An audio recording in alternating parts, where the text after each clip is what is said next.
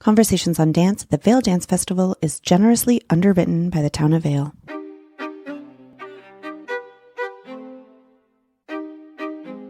I'm Rebecca King Ferraro. And I'm Michael Sean Breeden, and you're listening to Conversations on Dance.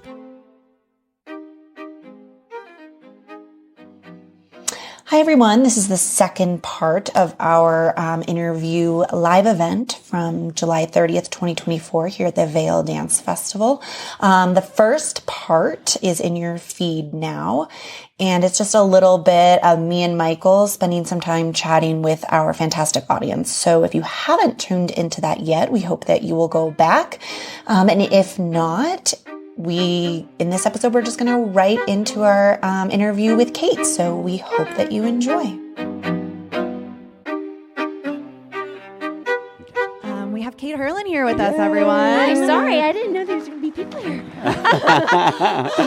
Welcome. Hi. We were looking back at our old podcast with you, and I was like, God, it felt like so long ago, but it was 2019. Yeah. So a few things have happened to you since 2019. I think we talked to you maybe like a month after you had been promoted or something. It was like very early days in the rise of Kate Hurlin. But for those of us that might have not listened to the podcast, myself included, we'd just love to get like a little bit of history. You know, for instance, one of the things that I think is so great about your story is that you were just a true ABT baby. Oh, yeah. Can you tell us about your association with the organization from a super young age? Yeah. So I did young dancer intensives, and so I was a competition dancer like before I was a ballet dancer, and I did like the like Dance Moms, those like dance competitions. Right. Like I did that. And then so I decided to do YGP, and I got the Hope Award. And then I decided, my mom actually decided, let's do a summer intensive. And then I started to like actually get good at ballet more than any other type of dance. And from YGP, the next year I got a scholarship to the JKO school. At age 12 is when I joined JKO. And that was when the school was like, it had level 5, 6, 7. Yeah. 5, 6, 7. Yeah, that was it. I think there's like literally only 3 levels. And then I just basically went up through the ranks there. I mean, my parents worked in the city, and it just made sense for me to stay at a school that was in the city. Right. Yeah.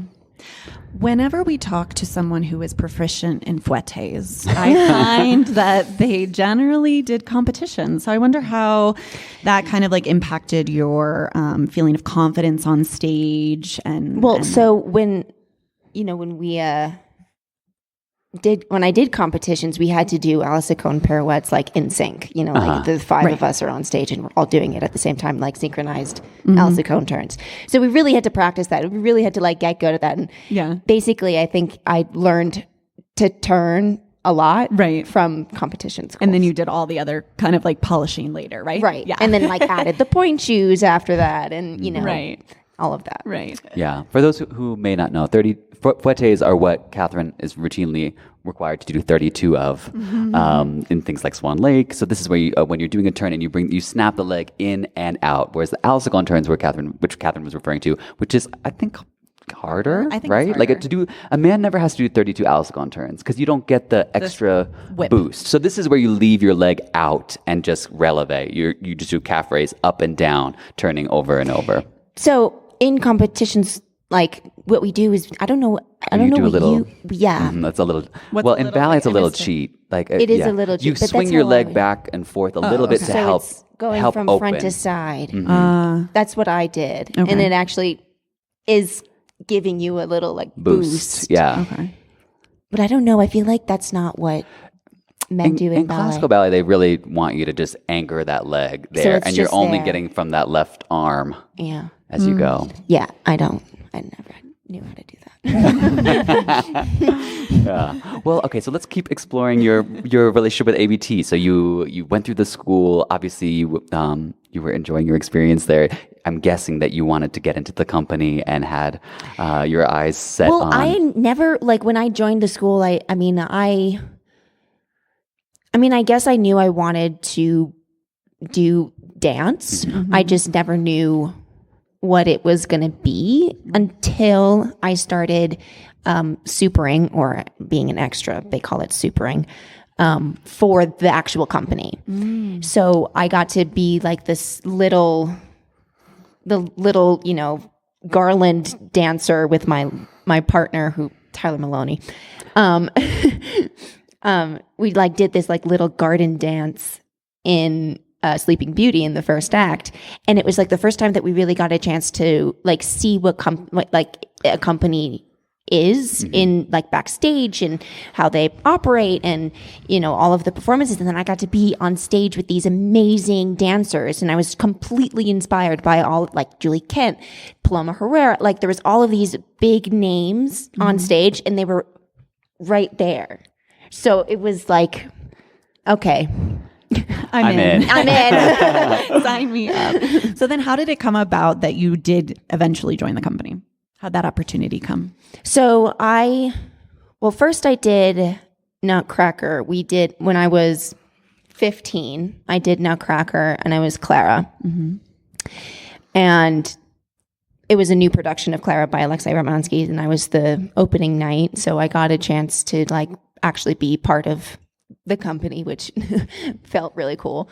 I mean, I know I was still a child, but I was like, doing all of these rehearsals with the company because we were making a new dance. So I think my name really got well known in the company. And literally the next year they asked me to do Snow and Flowers. When you were 16? Yeah. Wow. Yeah.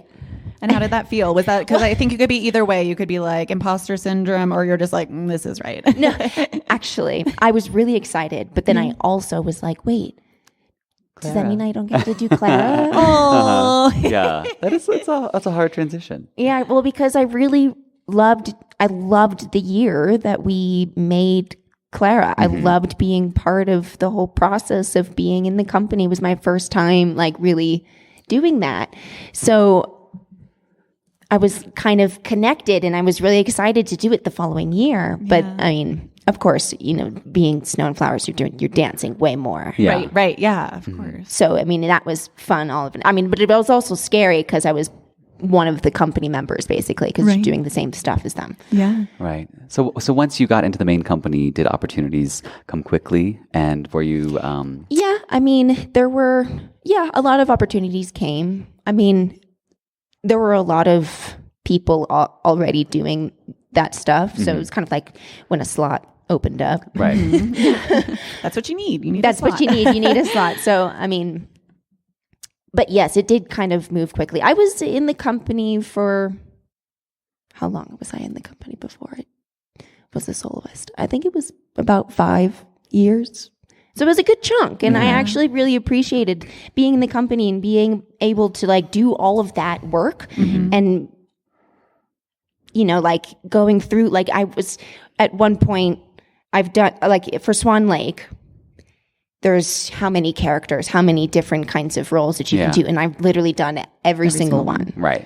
Because I was in the corps for so long. I've done peasants, I've done aristocrats, and then solo work I did Potatois, and then what else is there? I'm not even sure. I mean, all of those third act moments, like the different countries, I'm sure you've done.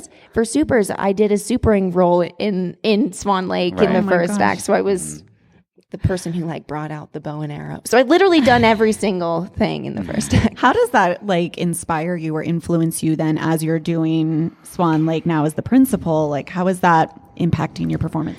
I mean, it definitely helps me in terms of like, I know what they're going through and I know what their relationship is in comparison to the principals when they come out on stage. I mean, the Odette is not seen in the first act. Right. But I know what everything happens. So I know the order of events that happen, and it made a difference in terms of like appreciation. And probably building your character too. You've seen it so many times. You've seen so many people dance it. And you like build a backstory from that.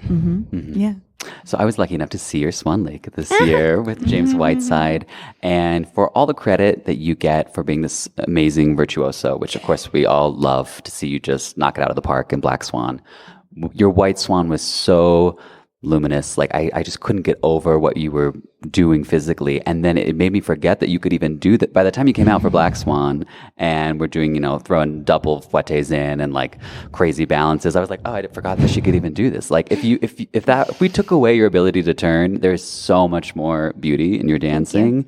And I wonder, do you ever feel pigeonholed by your capabilities, like your virtuoso side? Like you're just as beautiful in an adagio or lyrical moment. Do you like that more? Oh, I definitely think that my nickname is Hurricane.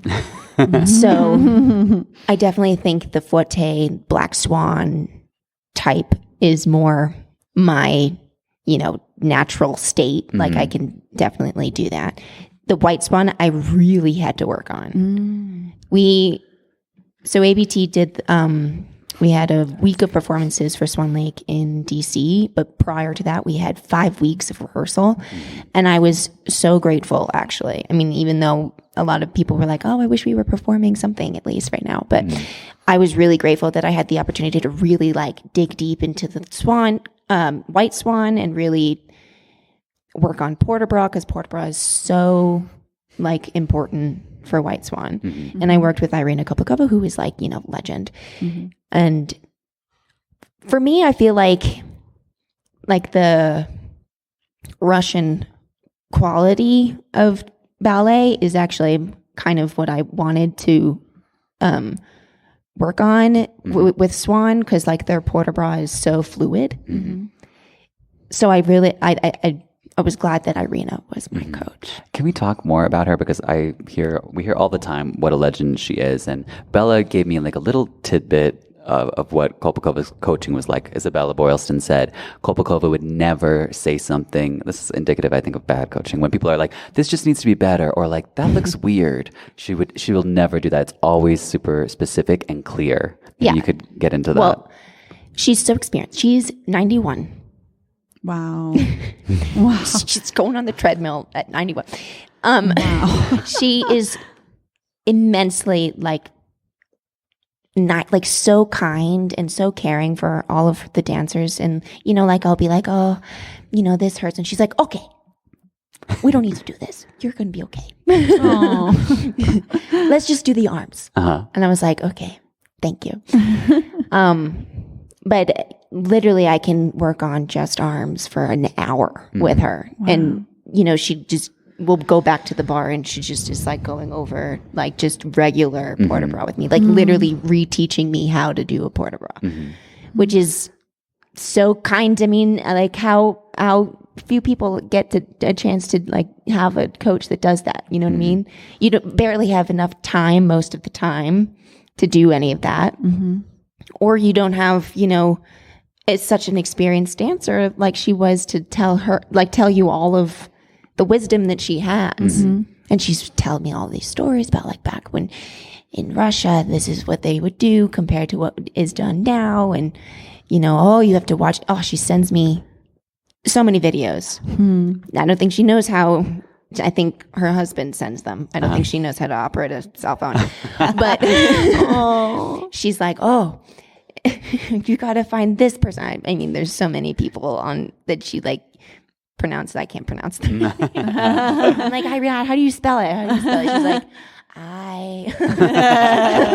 that's so cute. Was there one thing in particular that stood out that she told you for Swan Lake that maybe kept coming back to you as you were performing it? Well, one physical thing that's like repeated, she tells me all the time, and I'm trying to get it, but she's like, nope, still not it. Nope. Is that when you're doing a port de bras, that the inside of your elbow should never face up. Mm-hmm. So when you're going, it should never go like that, which is so odd. I'm like, how do you do that? How?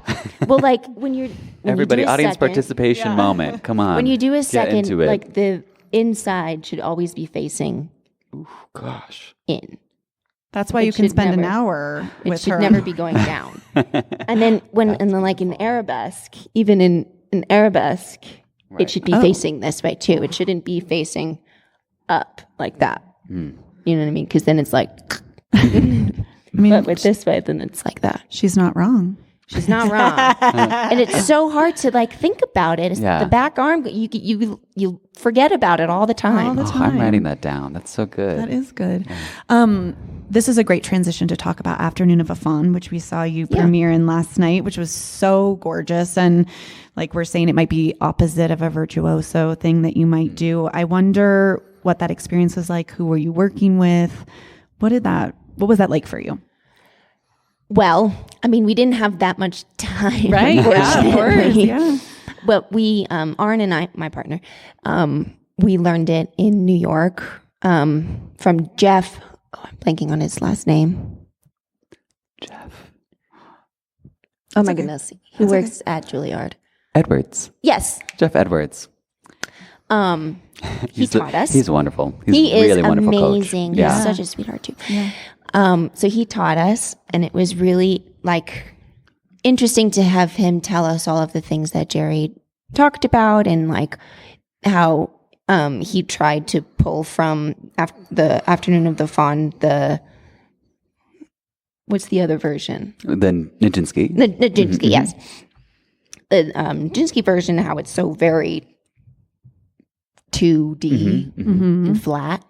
So all of the positions, even though that you have to have some sort of emotion, it should be very flat. He tried to make it very flat. So he talked about that, and I thought that was interesting, and also the dialogue, that there's way more dialogue than I thought that there would be. Which being at ABT storytelling is a lot of what we do, and I love doing that. So all of the dialogue, I was like, yes, this is exciting. This is nice. I love doing this kind of stuff. So I'm really loving doing this ballet. Right. It looks so great. And the other thing that we were chatting about last night is I wonder when you go on a gig, generally I would guess they are saying, hey, come do Black Swan or come do something that's already in your rep, that's already familiar to you. How rare is it for this experience at the Vail Dance Festival to not only do something that you don't do at home, but then also be coached in it and kind of work on it? Well, so yeah, the Balanchine Trust is actually quite strict. So this festival, Vail, is one of the few festivals that ABT dancers and a bunch of other kinds of dancers that get a chance to learn and perform those kinds of works. Yeah. I mean, it was just so beautiful. I mean, honestly, it was gorgeous. Yeah, it makes total sense for what you give as an artist. So we've seen you in Faun, and we've seen your famous fouettes in Corsair Parada. What else do we get to see from you at the Vail Dance Festival this year? Romeo and Juliet. When is that? Saturday. Okay. One of the international morning. Saturday morning. Yes. So Friday I'm doing Corsair. Saturday morning doing Romeo. Saturday night I'm doing Faun again. And then great. Monday is the premieres show, and I'm doing a Justin Peck piece. Have you worked with Justin before? I have not. See, and it just makes such sense. You guys are such an obvious fit to my eyes, and for whatever reasons, being it from companies that are literally across the plaza, you still haven't been able to connect, and that's what makes Vail so great, right? Right. So maybe you can tell us a little bit about what the process has been with Justin and what we can expect. I mean, he is so much fun. Him and Patty are so much fun. Patty is the life of the party in the studio, and he is so inspiring just to watch him. And I'm like, how did you manage to do that? Patty is Patricia Delgado, who's a longtime Miami City Ballet principal and is Justin's wife and assists him in many different projects. So right before, yeah, she's the best. She is the best, yes, and he is super inspiring. Yeah, I'm gonna pop down and get audience questions. Yeah, we have a little bit of time to get some audience questions. It's my first sneaker ballet too, by the way. I was wondering. I was going to ask. Well, actually, if you count Upper Room. Upper Room is also a sneaker That's sneaker, ballet. but it's your first Peck sneaker ballet, and that's It's a Peck my- signature. So, Yes, exactly. Yeah. I've never done an other Justin Peck piece. Yeah, we need to get you in a Peck point shoe, though. A Peck Maybe point shoe. Let's put that on the request. I would love to see you in rodeo, or You're the Rabbit, or You're the lots of Rabbit, things. Do we have a first question? Okay, here we go. Yeah. Hi, pleased to meet you. I'm hoping that you get a chance to talk to Sarah Mearns while you're here, because I've heard her tell a story about how she went to Europe to get coached on how to do the swan lake arms. And it's all tried from the to explain back. it's all from the back. Yeah. But I hope you get a chance to talk to her about that. I don't know if you've had any conversations with her while you're here or not. I mean, yeah. I mean, we all have dinners and lunches together. But yeah, I can definitely. I didn't know that, so I'll ask her. Hi, good morning. I'm going to ask a simple question. Sure. About your nickname. Who gave you that nickname Hurricane, and why? So, Stella Abrera, who was a principal dancer at ABT, we did this piece called, oh goodness, I'm blanking on all of Maybe I these can help. names. Was it After You by Mark Morris. Okay. And there's one section, I was new to the company, maybe third year in the company or something like that. So I never really crossed paths with her as much. But we were in this piece together, and I have this one part where I zoom off, like I have to zoom and exit stage, and she's in the wings right there. So she would always say, "Up, and here comes the hurricane," because I would blow right past her. And then she just started calling me Hurricane after that. And then she had, she produced her own show in the Philippines. And she started calling me Hurricane there. And then everybody that was at that gig started calling me Hurricane. And then we brought it back to ABT, and everybody in ABT started calling me Hurricane. And then I said it at the New York Times that some people call me Hurricane, and then it stuck. So in your contract, does it say Hurricane? Catherine Hurricane Hurlin. Any other? I had to get coached about how to pronounce fuertes so that I can ask this question. So there was the famous Misty clapback when she didn't do 32. And I'm one of those of the opinion of, doesn't matter. I'm with her on that. And yet somehow, on occasion, I wind up counting. And when you were doing Corsair, I said, the first time you did it, I didn't count it. But then when you were done, I went, ooh, God, that was a lot. and so the next time I counted it. Is Corsair supposed to have 32? Yes. How many did I do? I think I missed like 2 or something. Do you count while you're doing it? No. You just keep pushing. And I so think I stopped around like the 5. Yeah, for pull-in? Yeah, and then you just did like a triumphant susu? And it dun, dun, dun. Yeah. So is the decision to stop because the music has run out, or? Well, there's 32. Is it 30? Yes, 32 counts. Yeah, 32 counts. And it's 1 forte per count, I think. So when you're throwing in a double, then I think that also still counts count? as 2. Okay, I think so. I think that's 1 and 2 I and counted 3 as and 2. 4. Yeah. Otherwise, yeah. I don't know though. Some people might disagree. It's so great to see you, and thank you so much for doing this. I am really curious. I actually live at about 6,000 feet of altitude, and I'm wondering how long it takes you to get used to being at this altitude, because if you came from New York anyway, of course, that's a big change. Yeah. And my husband was asking me, I'm a physician, and so is my husband, and he was asking me, well, do they in the performances? Are they less cardio intensive at first? And I initially said no, because this is just my second year. And then I was watching and I was like, no, I take back my answer. They, go for it right away. So I'm wondering, how far in advance do you get here? How long does it take to get ready? And then do you notice any difference in terms of injuries or how your body feels at the altitude, both from a cardio standpoint and from a pain or injury standpoint? Thank you.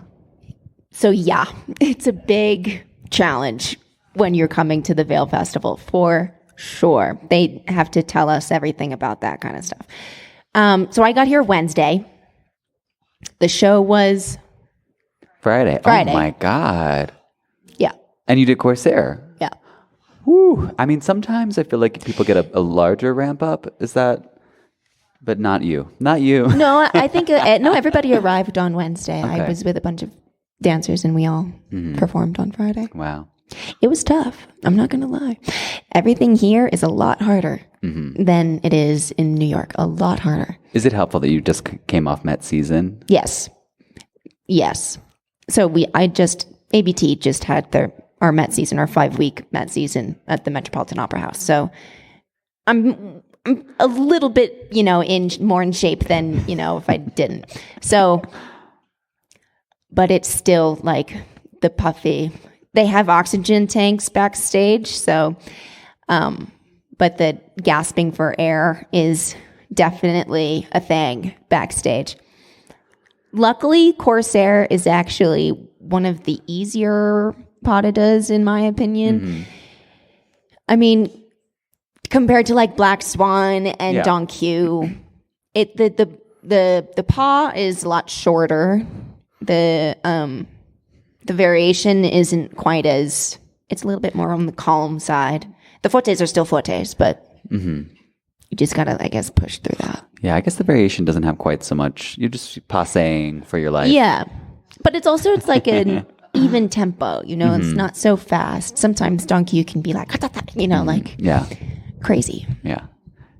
Well, I just want to ask a follow-up to that, because you certainly couldn't tell watching you perform. Thank you. Friday night. I thought, she must have gotten here weeks ago. And then in terms of injuries and or pain, especially because I do pain management, so I would love to, and dance medicine, so I would love to hear your experiences, especially because I know you've been to the festival. You've performed here multiple times. So I feel like because there's a lack of oxygen,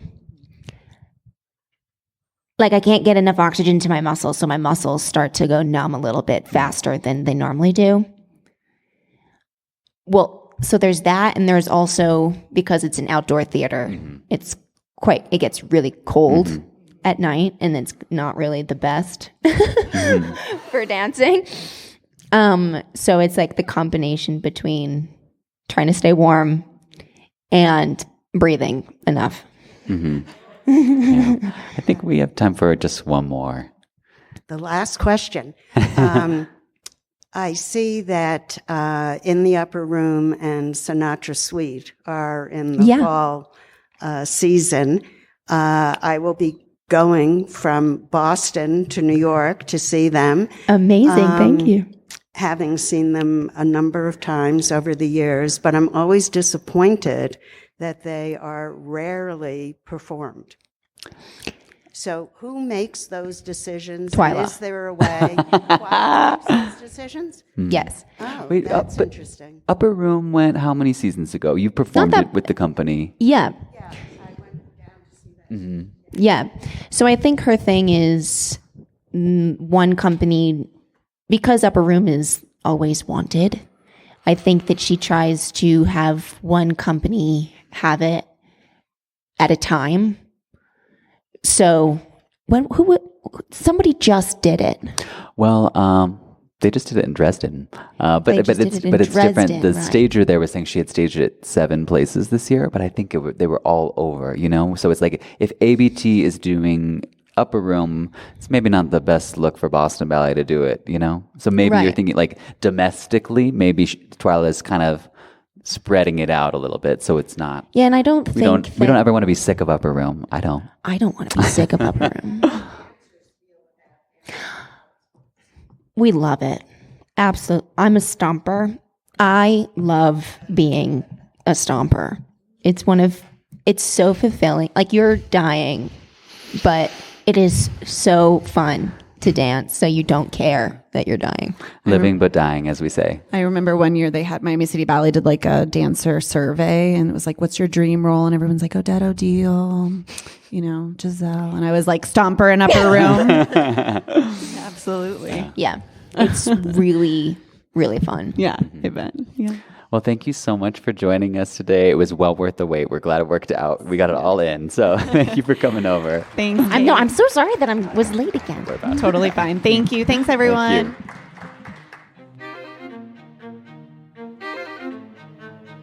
Conversations on Dance is part of the ACAST Creator Network. For more information, visit conversationsondancepod.com.